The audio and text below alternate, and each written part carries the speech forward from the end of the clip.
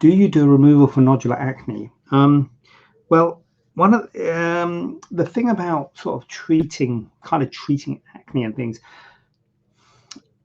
I mean, the treatment of acne is with a dermatologist, and we're all plastic surgeons, so we wouldn't treat acne. So we would not treat your acne. So if you've got active nodular or any type of acne, then you would need to have that acne treated by a dermatologist, and that would probably more be like either systemic, like tablets treatment, or creams, or general treatment to try and dampen down that inflammation and to try and improve the acne. And that would be the first thing to do and the right thing to do, rather than treating one specific area of the acne.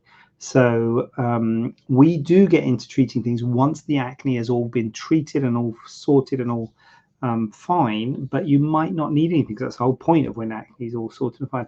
Sometimes you get like pits, you get little, call them ice pick scars, little sort of dents and picks where the acne has been, and we can certainly do things to try and help those things. But the mainstay of acne treatment is medical, is not surgical.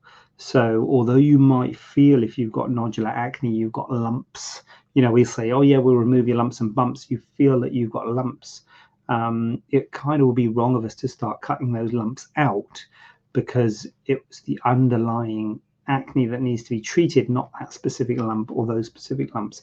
The underlying acne needs to be treated, and once the underlying acne is treated, often that's it, the lumps go and you're better.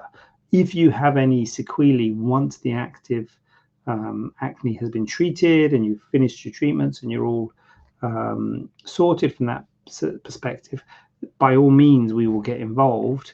But the majority of people don't need us, to be honest with you. You probably think you do if you're in the active stage, but once it's all settled, you usually don't need anything, or at least it's pretty marginal what we can do to improve things.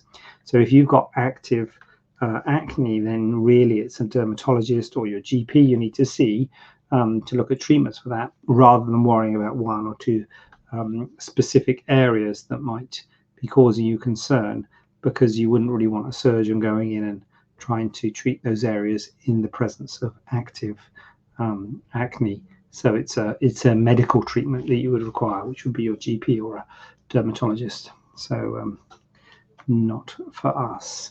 And these sorts of questions, these sorts of things, when you've got areas or issues, this is why we often say to people, look, do this, put in a question first, send us a photo, really helpful, send us a photo. We're getting a lot on WhatsApp, you can email it, whatever, send us so we can give you these opinions, these ideas, rather than you having to come to clinic and then kind of get told this, and then you come having to think you get yourself sorted out, and then we kind of say that we can't help you. So this is really helpful to ask these questions, and we kind of encourage it to ask the questions before coming to clinic, because it helps you to get an idea of whether we can help you at the clinic. We don't want to waste your time, but it also helps us, because we are doing these see and treat appointments now, where we're booking out big lengths of time within the clinic to actually see you and treat you.